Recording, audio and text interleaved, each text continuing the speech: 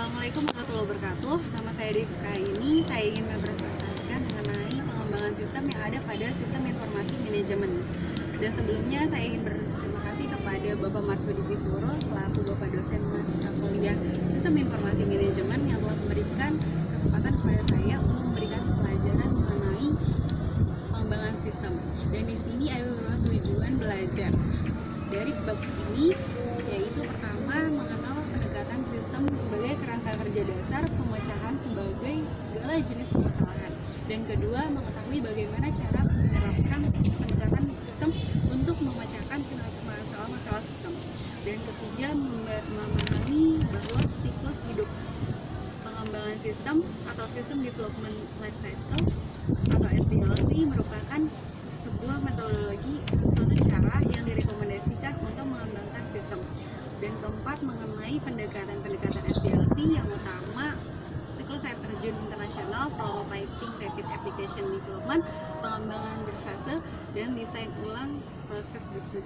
Dan kelima, mengetahui dasar-dasar permodelan dengan diagram arus data atau data flow diagram dan kasus penggunaan atau fase adalah memahami bagaimana proyek-proyek pengembangan sistem dikelola dengan cara atas dan ke bawah.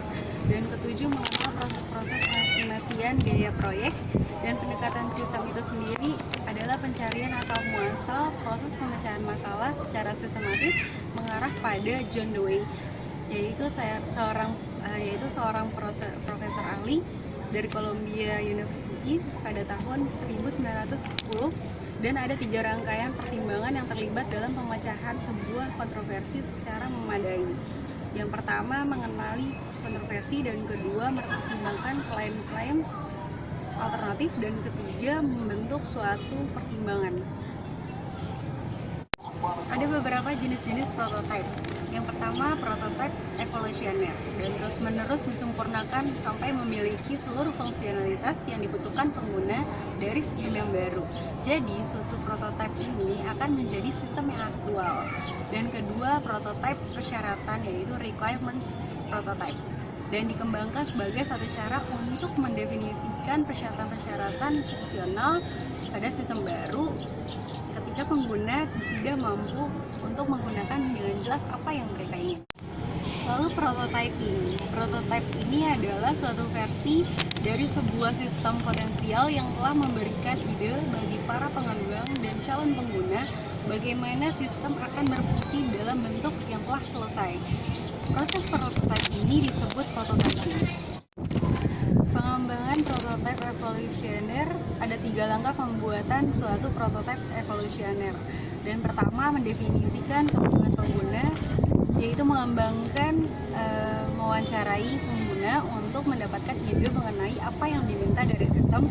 Dan kedua adalah membuat suatu prototipe, yaitu mempergunakan suatu alat prototyping atau lebih untuk membuat prototipe. Ketiga adalah menentukan apakah prototipe dapat diterima.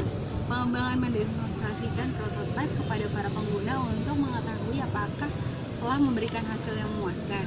Dan langkah-langkah yang terlibat dalam pembuatan sebuah tipe prototipe persyaratan, yaitu pertama, membuat kode sistem yang baru. Pengembangan menggunakan prototipe sebagai dasar untuk penguasaan sistem yang baru. Pengembangan menguji sistem ini menentukan apakah sistem yang baru dapat diterima, dan pengguna memberitahukan kepada pengembang apakah sistem dapat diterima. Membuat sistem baru menjadi sistem produksi.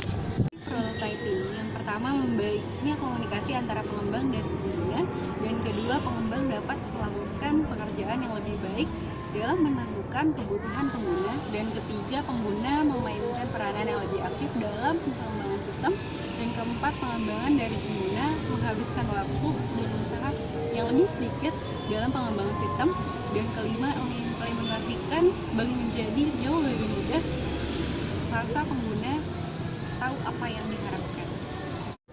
Bicara tentang masalah, di sini ada beberapa potensi kesulitan yang terjadi dalam prototyping. Yang pertama, terburu-buru dalam menyelesaikan prototyping. Dan di sini dapat menyebabkan diambilnya jalan pintas dalam mendefinisi masalah, evaluasi alternatif, dan dokumentasi. Dalam jalan pintas ini akan menciptakan usaha-usaha yang cepat dan kotor. Dan kedua, pengguna dapat terlalu antusias dengan prototipe yang mengarah pada ekspektasi yang tidak realistis. Sehubungan dengan sistem produksi nantinya. Dan ketiga, prototipe evolusioner ini biasanya jadi tidak terlalu efisien. Dan keempat, antar komputer manusia yang diberikan oleh beberapa alat prototyping kemungkinan tidak mencerminkan teknik desain yang baik. Pengembangan aplikasi lebih cepat. Suatu metodologi yang memiliki tujuan yang sama dengan prototyping, yaitu memberikan respons yang cepat atas kebutuhan pengguna. Namun dengan lingkup yang lebih luas, yaitu RAD, dan istilah RAD ini adalah Rapid Application Development. Atas pengembangan aplikasi cepat diperkenalkan oleh konsultan komputer dan penulis John Martin. Dan RAD ini adalah kumpulan strategi, metodologi, dan alat integrasi yang disebut rekayasa informasi. Rekayasa informasi ini adalah informasi engineering atau IT adalah nama yang diberikan kepada keseluruhan pendekatan pengembangan sistemnya. Yang diperlukan adalah sebagai aplikasi aktivitas perubahan secara manajemen. Unsur-unsur RAD. Yang pertama, manajemen. Khususnya manajemen puncak hendaknya menjadi pengguna coba atau eksperimenter yang suka melakukan hal-hal yang dengan cara baru atau pengadaptasi awal atau early adapter. Dan kedua, orang. Daripada hanya memanfaatkan satu tim untuk melakukan seluruh aktivitas SDLC, RAD ini menyadari adanya efisiensi yang dapat terjadi dan dilalui penggunaan oleh tim-tim khusus. Dan ketiga, metodologi dasar RAD ini sendiri adalah siklus hidup RAD.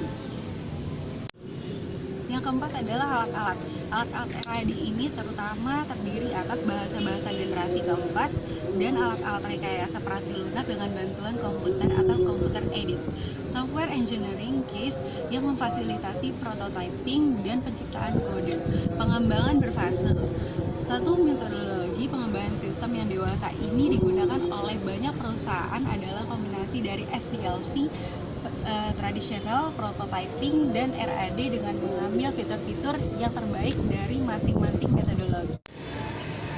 Tahap-tahap pengembangan berfase. Investigasi awal, menganalisis dengan tujuan untuk mempelajari tentang organisasi dengan masalah sistemnya, mendefinisikan tujuan, hambatan, risiko, dan ruang lingkup sistem baru. Permodelan proses. Permodelan proses ini pertama kali dilakukan dengan menggunakan diagram alur atau flowchart. Dan diagram ini mengilustrasikan diagram data melalui sistem dan program. International Organization for Standardization atau ISO ini menciptakan standar untuk bentuk-bentuk simbol flowchart, memastikan penggunaannya di seluruh dunia. Ketika diagram arus data dengan 4 simbolnya muncul pada akhir tahun 1980-an, minat akan penerapannya pun yang muncul ketika istilah terminator itu seringkali dipergunakan untuk menyatakan unsur-unsur lingkungan dan menunjukkan titik-titik di mana sistem berakhir. Suatu terminator itu dapat berupa orang, organisasi, dan orang itu sendiri seperti manajer yang menerima laporan dari sistem, dan organisasi itu seperti departemen lain dan dalam departemen atau perusahaan lain. Sistem lain yang memiliki antarmuka dengan sistem. Steering komputer SIM sendiri menjalankan 3 fungsi utama. Yang pertama, menjalankan kebijakan yang memastikan dukungan komputer untuk mencapai sasaran strategis perusahaan. Melakukan pengendalian fiskal dengan bertindak sebagai yang berwenang dalam memberikan persetujuan untuk seluruh permintaan akan pendanaan yang berhubungan dengan komputer dan menyelesaikan perselisihan yang terjadi sehubungan dengan prioritas penggunaan komputer. Kepemimpinan proyek. Steering Komite Sistem Informasi Manajemen yang jarang itu terlibat dengan detail pekerjaan. Tanggung jawab itu jatuh ke tangan tim proyek, dan tim proyek itu meliputi semua orang yang ikut terlibat atau berpartisipasi langsung dalam pengembangan sistem informasi dan dapat memiliki anggota hingga 12 orang. Terdiri atas gabungan beberapa orang pengguna, spesialis informasi, dan mungkin auditor internal. Auditor ini sendiri akan memastikan bahwa desain sistem yang telah memenuhi beberapa persyaratan tertentu dapat dilihat dari segi keakuratan, pengendalian, keamanan, dan akuntabilitas. Sekian presentasi dari saya. Assalamualaikum.